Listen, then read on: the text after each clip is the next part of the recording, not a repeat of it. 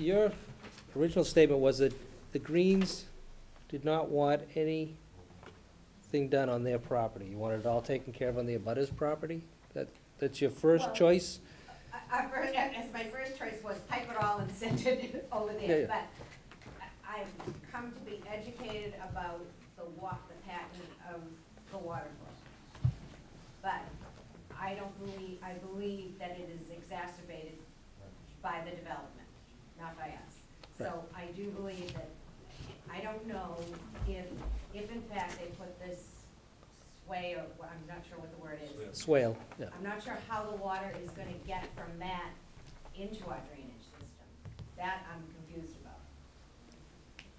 We haven't designed everything out, in particular the connection, but in some way there would be an overflow pipe out of the back of the catch basin, maybe a small head well, or some stones placed around it, which would allow the swale to build up, allow it to infiltrate these Class B soils, which are well-drained soils, and then whatever is ready to overflow would flow into the catch basin as it always did.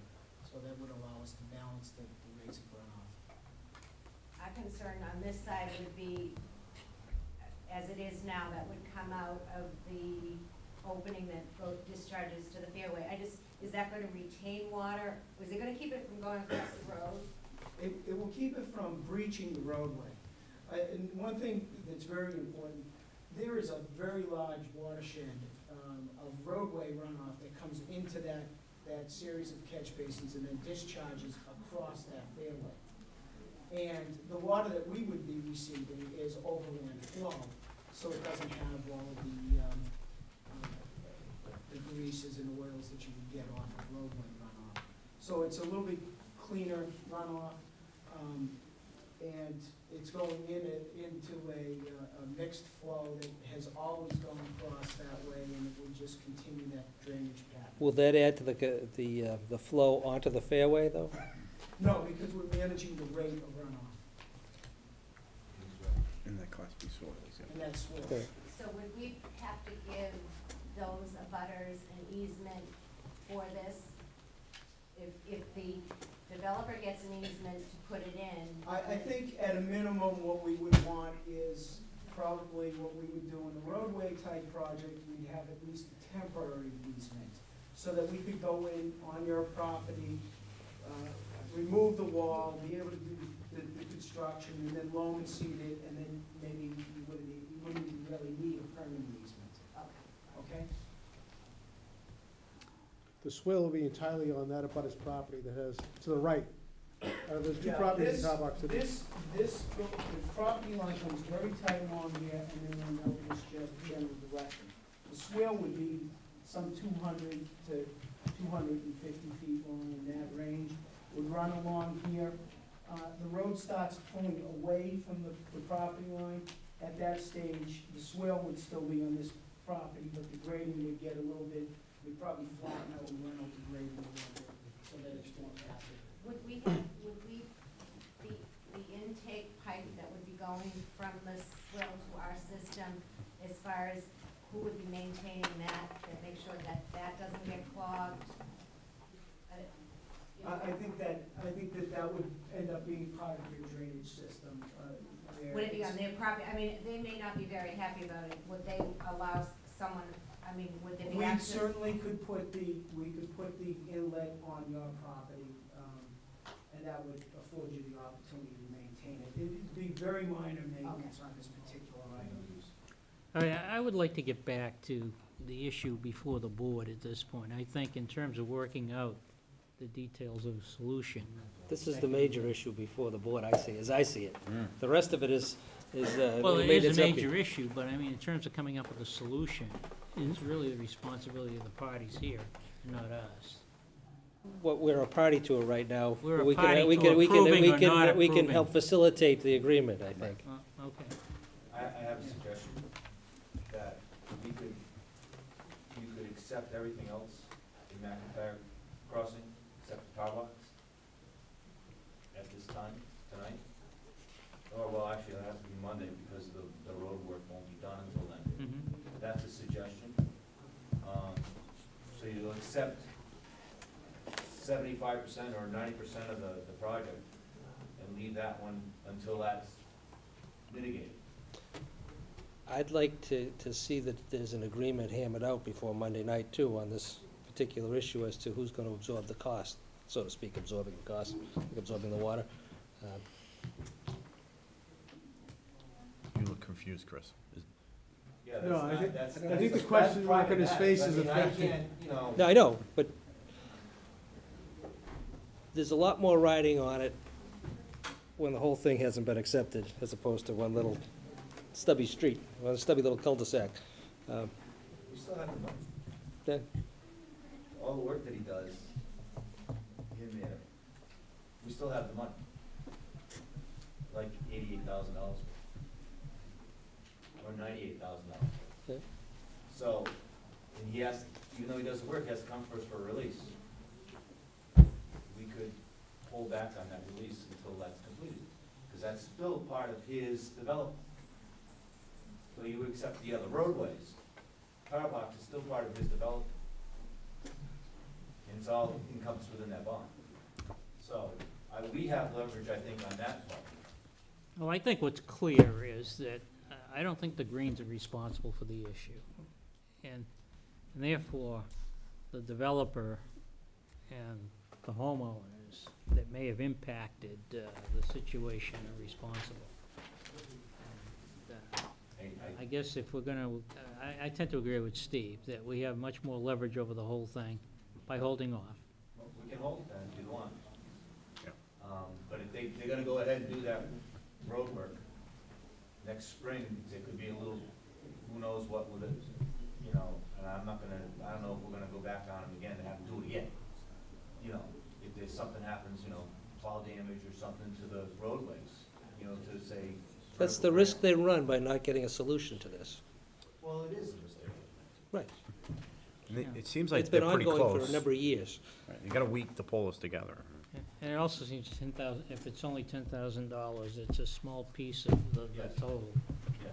If I was a contractor, I'd wanna get it resolved. So you wanna get a signed agreement by Monday? By Monday. And what we will do is we'll vote tonight, like we've done previously, to Okay. extend the public hearing till Monday, October 4th at 6:15. 6:15. I second it. That was motion. Motion by Mr. O'Leary, seconded by Mr. Briscoe. All in favor? Aye. Opposed? Unanimous. Moving right along. I guess, So it's incumbent upon you people to continue to work with Mr. Wheeler, Mr. Ogren, David.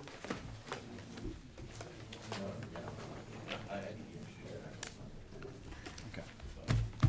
I think I've been asked Thank you for this. to continue with the public hearing on the articles, beginning, I think, with 16, to accommodate the fact that the CPC is here. And then we'll go back through, beginning with Article 1. So we're going to start with 16, and we're going to proceed through Article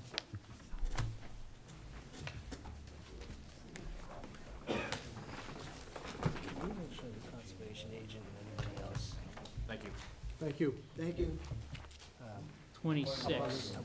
Yeah, and then we'll go back to Permits 1. pulled on those two properties. So Chris, Article 16. Yes, floodplain. This is, Excuse me, one second, Mr. Chairman, just one second. I just whispered in the town administrator's ear, but I don't want to go off on my own there. Okay. Just in relation to this last issue, Mhm. I suggested that, the conservation agent and anybody else, Wouldn't it be the build- building inspector? building inspector, conservation agent, because there are wetlands involved, to ensure that proper permits were pulled and sought on those Mhm. two particular parcels. I believe, the depth of concrete wasn't enough for pulling a building permit. Just, Right. and go out and visit the sites and make sure that, how do we know? Okay, all right. How do we know? They're asking for a site visit from me, yeah. How do we know? Absolutely. Yeah, How do we 'cause know? There are some houses, there's building out there. There's too. buildings Well, out there, there's yeah, pools and out there. The other thing too also is that usually when there's no building permit and there's some form of construction, the assessors miss There's a lot of. The assessor ought to Right, go in out. addition to that, there's been an easement that's been built over, might be just a temporary structure, but nonetheless, no notification. Our water easements were built over, so if we have to get in there, they're not gonna get it replaced by us. Right, It so, says it right in their plans. right, so I think it's important that whatever resources we have here at Town Hall to ensure that the proper permitting was sought and pulled, took place, and that I think a site visit by the appropriate people, whether it be the building inspector, conservation agent, anybody else, should make the visitation of those two particular parcels and report back in time for Monday evening also. That was just a suggestion I was making to the town administrator. I didn't want to do it on my own. Okay. So I don't know if the board is in support of that or not. I think that's a good suggestion. Makes sense. Should I, talk to the boards? I need to be our conduit unless the TA wants to. On these, no. No, I think he can delegate that. Not on these, on the other articles, I'll be happy to be the conduit.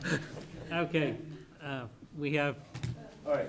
a fair number of articles to go through. Article 16 is, the floodplain, FEMA maps have changed. That doesn't come from us, this actually comes from the state and federal government. So we're just adopting their new maps.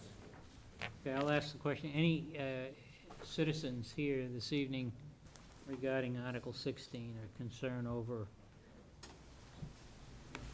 Hearing none, the board's already voted to recommend. Mhm. And the CPC is going to present the article at town meeting? Sure. Correct. Any other questions? We will move on to Article 17.